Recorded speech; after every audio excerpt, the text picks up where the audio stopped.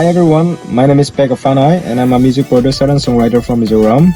Today I'm very happy that my song Khua has been brought into an Assamese version.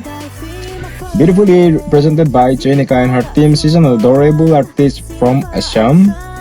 I hope you all connect with the emotions and melody of this song. This song Khua was originally inspired by the spirit of Christmas, but now it's been beautifully reimagined and rearranged in a new way. We have changed a little bit of the lyrics for this version, but you will still feel the true soul and vibe of our culture in it. Please share the love and support the song. A lot of love and thank you from me.